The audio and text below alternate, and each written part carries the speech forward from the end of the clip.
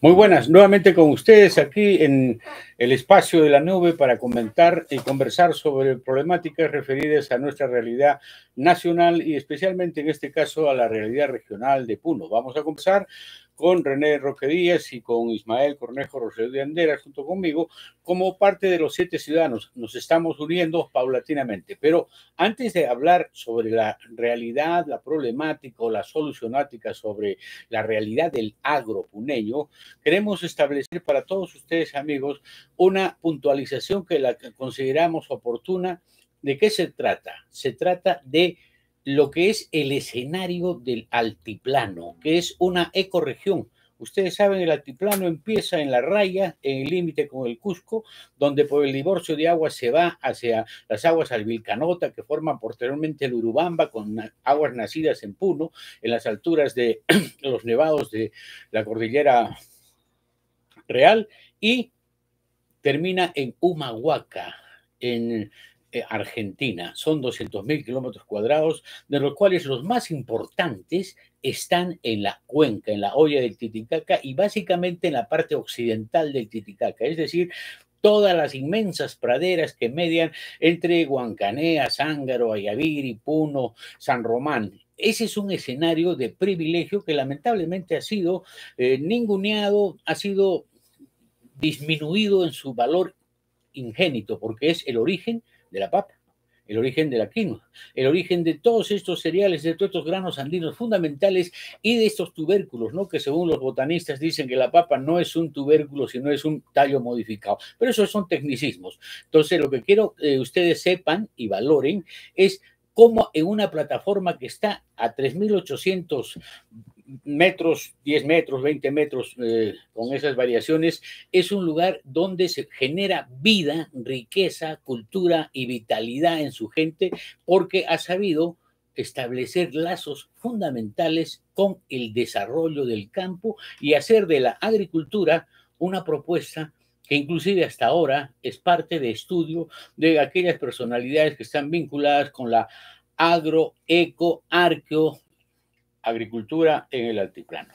Vamos a conversar con René respecto de estos problemas. ¿Qué es lo que está pasando en el agro de Puno que, habiendo tenido una presencia preeminente, dominante, los primeros en exportación de varios productos, ahora hayamos decimado, inclusive en el aspecto ganadero? Hernán, Ismaco, amables oyentes, tengan ustedes muy buenas tardes. Otra vez acá en Cultura Política.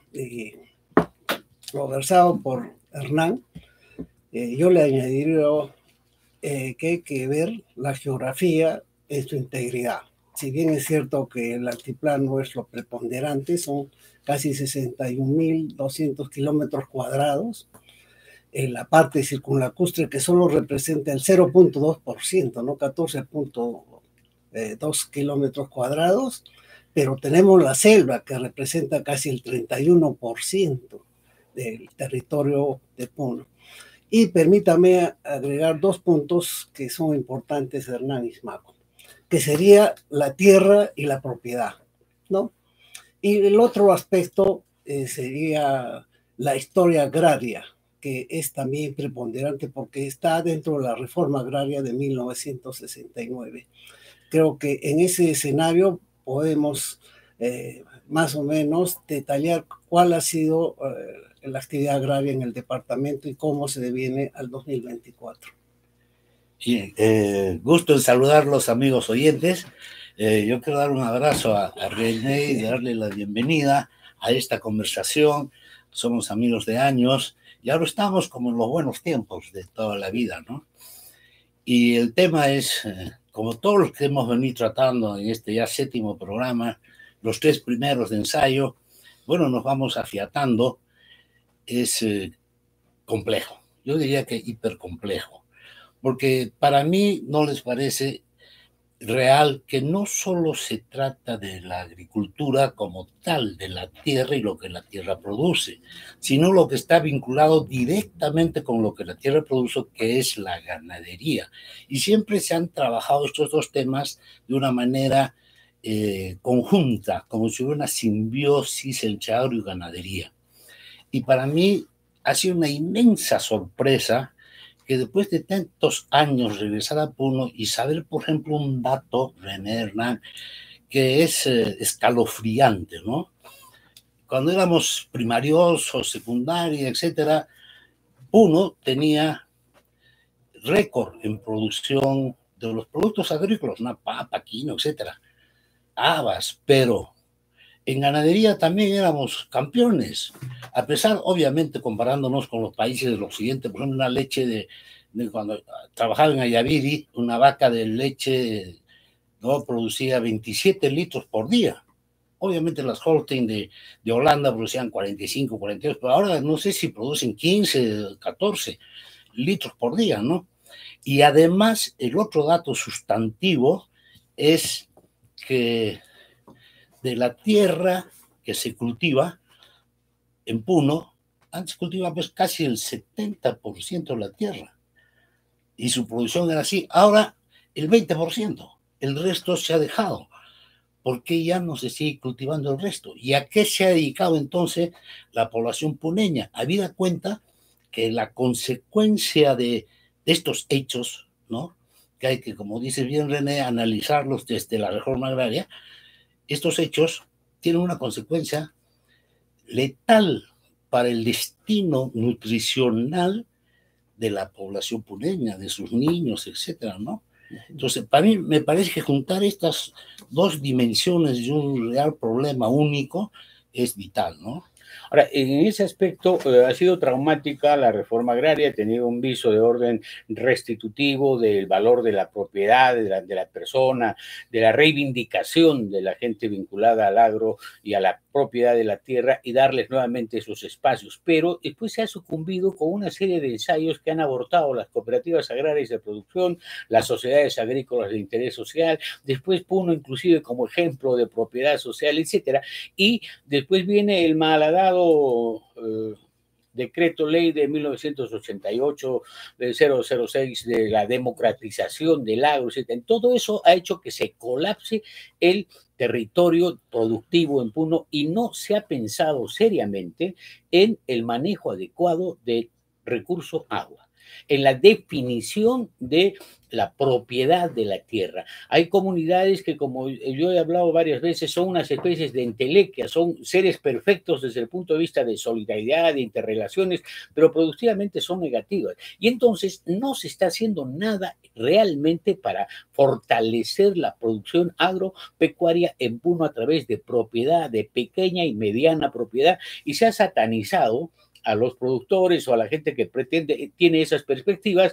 ¿Por qué? Porque, bueno, ser propietario después de 200 años de feudalismo, de gamonalismo, de latifundio, etcétera, ser propietario de la tierra escandaliza a mucha gente. Y entonces ahí estamos paralizados y estamos en manos de un Estado regional inoperante e inefectivo que ni siquiera ha analizado los problemas reales sobre lo que están haciendo sucumbir al agro y además no se replantean nuevas propuestas para el desarrollo y la interconexión con otras áreas de fuera de la región Puno. Yo quisiera retomar lo dicho por Ismaco, añadiendo lo siguiente. La vocación productiva de Puno antes de la reforma agraria era casi 75%, ¿no? Hoy es 15%. Entonces, en ese escenario se desenvuelve la actual actividad agropecuaria del departamento. Además, un dato que está en el primer censo agrario que se hizo en el Perú en 1919, si no me equivoco, Puno sembraba 145,000 hectáreas de papa, ¿no? Hoy sembramos 56,000, 57,000 en promedio. Entonces, quinoa sembrábamos 8,000, 6,000, hoy día sembramos 20,000. Pero con esos datos habría que analizar cómo ha sido el cambio cualitativo y cuantitativo en el sector rural, ¿no? Cómo ha cambiado la gente y por qué ha cambiado. Entonces, el escenario del sector rural es un proceso determinante en esto de la actividad agropecuaria, ¿no? Ha diversificado, ha migrado, ¿no? Y eso es lo que ha propiciado. Pero ahí, René, ¿cuáles serían las causas originarias de esa desestimulación y ese descenso productivo en Puno? ¿Son de orden político? ¿Son de orden administrativo? ¿No se está estableciendo políticas reales de desarrollo regional del agro? Es decir, ¿cuáles son las causales que hayan postrado a la región Puno? Habida cuenta de un tema. La gente en el campo ya, la gente joven en el campo ya no le interesa sembrar, ya se han alejado de la cosecha, el producto, y entonces se está produciendo en algunos casos ya por inercia, porque bueno, se tiene que producir, pero sin ver lo que es la competitividad, la productividad. Eso ha sucedido porque, Hernán, y la vez pasada escuchando los programas, todas las políticas agrarias con respecto a Puno han venido de afuera, del centralismo. Paquetes. Los tecnócratas, los políticos han hecho tabla rasa y en ningún momento se le ha consultado también a los pobladores o agricultores de Puno. Pero también es un hecho, Hernán Ismaco, de que nosotros, los propios técnicos de esas épocas, también han fallado, porque no estuvieron a la altura de la circunstancia del proceso que fue el cambio más importante del departamento de Puno, como fue la reforma agraria, ¿no? Entonces, al Estado le costó 20.000 millones de soles la reforma agraria y que estaba estipulado para que paguen todas las empresas asociativas. Y en 1978, con la constituyente, ahí en la torre, todos los que estaban en esa constituyente condonaron. O sea, nadie pagó. Y después vino Alan García con su famosa reestructuración y acabó el agro, ¿no? ¿Te das cuenta? La participación política, la participación de los tecnócratas de Lima, pero no se tiene cuál fue la respuesta de la gente de este lado, de la región Puno, ¿no? Por eso que esto ha devenido en una mala situación para lo que es el sector agrario. A ver, yo quiero plantear una hipótesis de análisis, ¿no? Sobre este tema que acaba de plantear Nacho tú, y es la siguiente. Obviamente es un hecho, no sé si habrá pasado en algún lugar del planeta Tierra, que el agro se burocratice. Se le entregó al Ministerio de Agricultura y desde ahí, con sus normas, sus leyes, es imposible que se produzca, ¿no? Pero ese es un hecho constatable. Pero la hipótesis es la siguiente. Hay un proceso incontenible mundial de urbanización de la población. O sea, la población del campo se viene a la ciudad, ¿no? Ahora, ¿por qué se viene? Obviamente por hallar mejores condiciones de satisfacer sus necesidades vitales, ¿no? Buscar satisfactores, educación, salud, etcétera. Empleo, trabajo. ¿Por qué?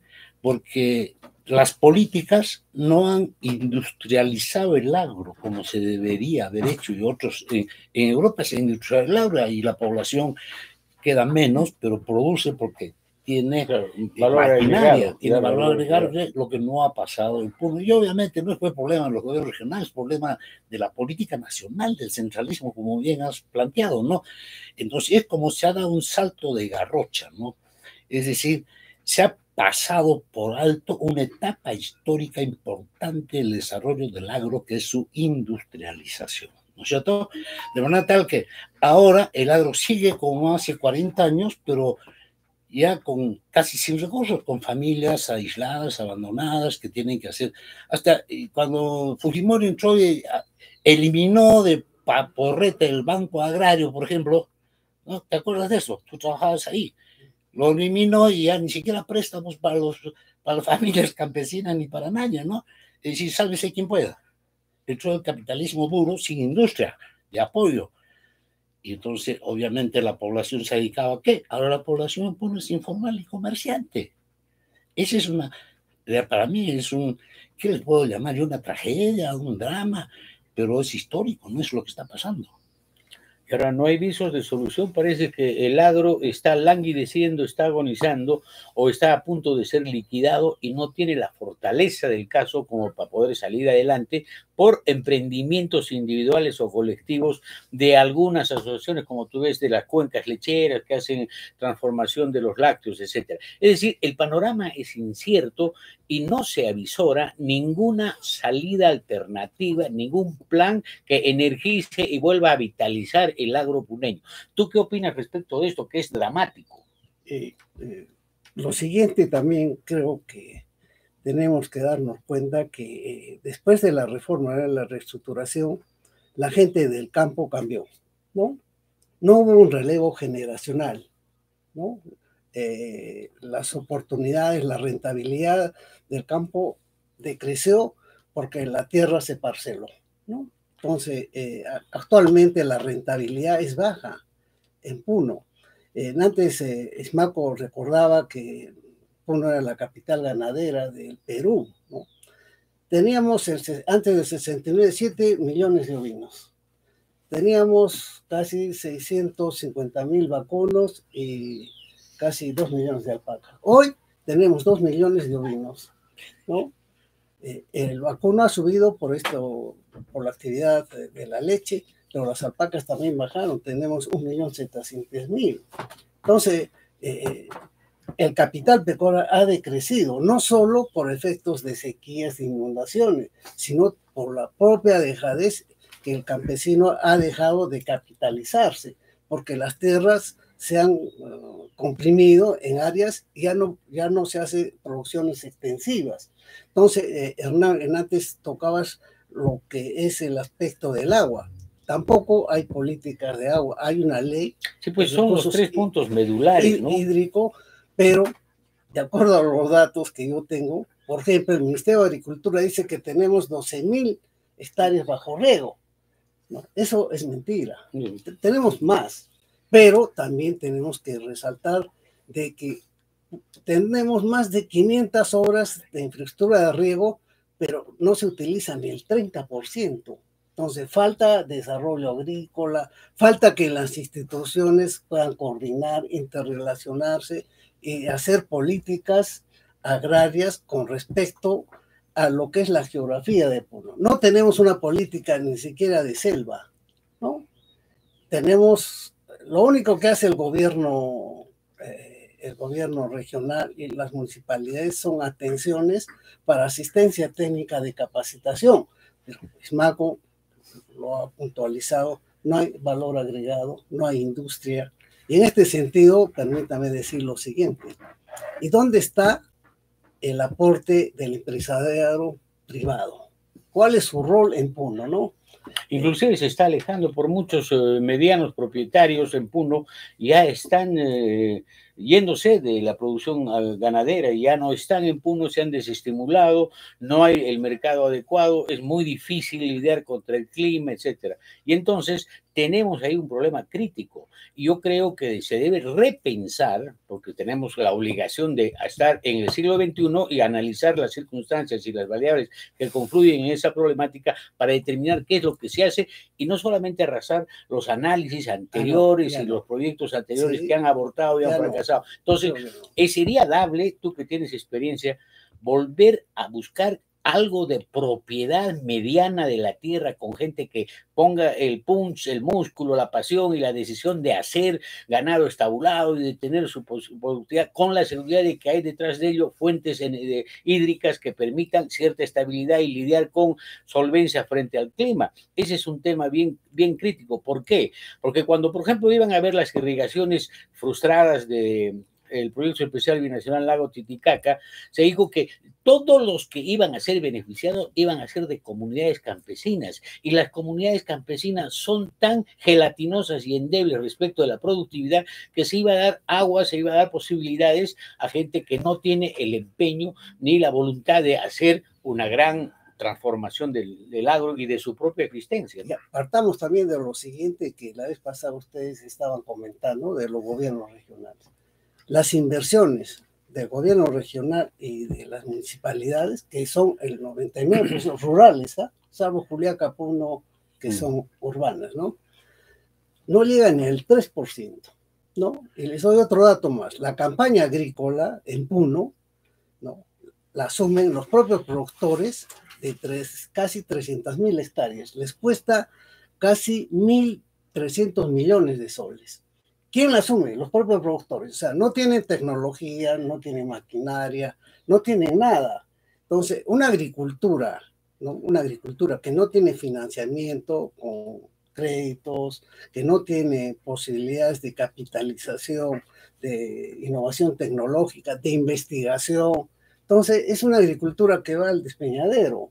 No hay futuro, ¿no? Y en ese sentido, permítame terminar por lo que dijo Hernán, es de que yo estoy de acuerdo que tenemos que propiciar que haya mediana propiedad en Puno, ¿no? Porque las condiciones del altiplano se ajustan al manejo pecuario de sistemas extensivos. Si no, no va a haber desarrollo agrícola en una zona como la circunlacustre, donde es agricultura familiar y de subsistencia, ¿no? Entonces, todos los jóvenes, como decía Ismaco también, van a migrar y van a migrar a las ciudades, y no hay... Pues un elemento central de fijación poblacional es el desarrollo agropecuario. Claro, pero Hernán, tenemos que ver que la composición del territorio de Puno también se ha transformado. No hay una integración entre lo rural y lo urbano, ¿no? No hay integración de la selva con el altiplano, ¿no? Entonces, hay ejes de desarrollo económico que están presentes, pero nadie se da cuenta sobre eso, ¿no? Es algo quien que creyera, ¿no? Que, por ejemplo, Ismaco, cuando la ilusión de la carretera interoceánica, que nos capujaron el nombre, la transoceánica, etcétera, iba a significar para que ya se poblara y se ampliara el interland de la producción agropecuaria. Entonces, en vez de ser una vía de comunicación, ha sido de expoliación, porque se han dedicado a sembrar coca y a hacer la minería informal. O sea, llegan fácilmente para depredar el escenario y hacer un atentado al ecosistema productivo, claro, ¿no? Este es, reitero, un problema de política, ¿no? Y una política tiene que ver con la distribución del poder. Y esa política en el Perú históricamente está centralizada. A pesar de la descentralización, que ya lo hemos manifestado varias veces, hay un proceso de centralización abusivo. O sea, está peor que antes, recentralizando todo en este país, ¿no? Ahí hay un problema. ¿Por qué? ¿Cuál es la causa? ¿Por qué no se apoyó con inversión para industrializar el agro? ¿Por qué? Porque obviamente hay despoblamiento del agro, etcétera, pero la solución para el alimento es importar. Y se importa harina para todo el país. Y se deja de invertir en la producción de papa de quinoa. Y el puneño ya casi no come quinoa. No come los productos naturales, ¿no? Y la consecuencia de eso es grave, porque por ley de la naturaleza, la geografía está hecha para la subsistencia de quienes van a habitar ahí. Hay una simbiosis entre hombre y tierra. Y por eso incluso... Y los productos, ¿no? Claro, la quinoa, por ejemplo, es ideal para el hombre que vive a 3.800, 4.500, porque tiene una hemolicina en su cascarita. Y entonces, y eso ya no se consume. ¿Por qué? Porque está muy caro, pero no, el problema es la importación. La salida nacional para resolver los problemas del agro es importar alimentos, han importado carne de la Argentina en la época de Morales Bermúdez, etcétera.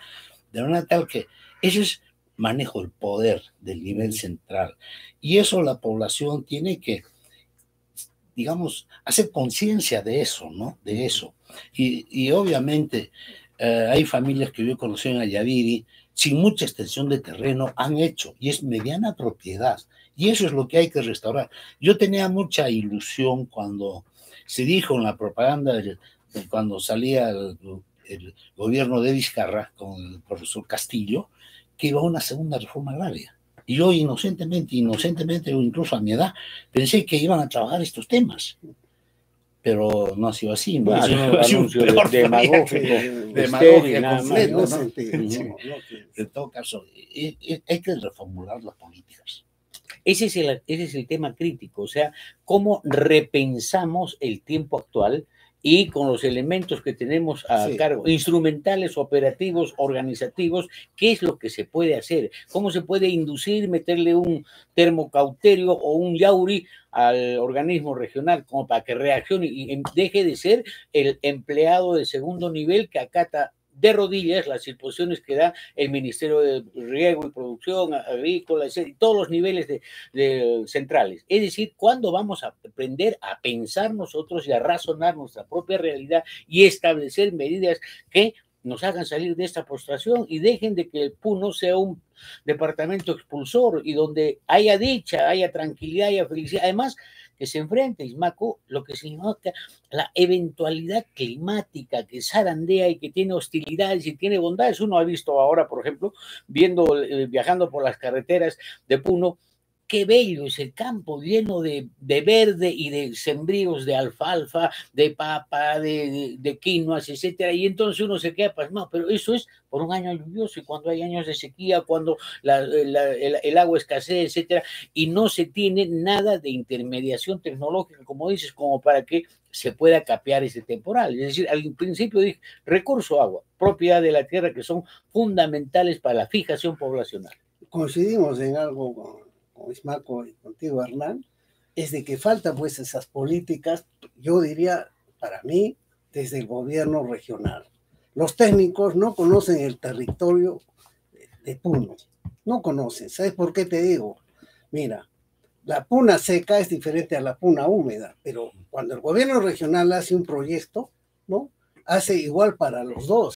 Y el crecimiento de la puna seca siempre va a ser menor que la puna húmeda, ¿no?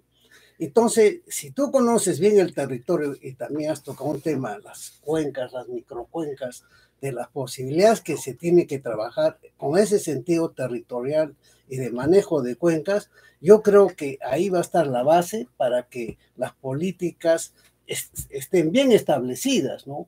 Y creo que el desarrollo también tiene que ir paralelo a los ejes de desarrollo económico y nuevos ejes como lo que la vez pasada creo que planteaban Bolivia, Brasil, incluso Chile, ¿no? Hay que relacionarse con todo el altiplano, con esos 200.000 kilómetros que tiene el altiplano, y eso es una política de extensión de geopolítica, pero no hacemos eso. ¿Y qué falta más, Hernán?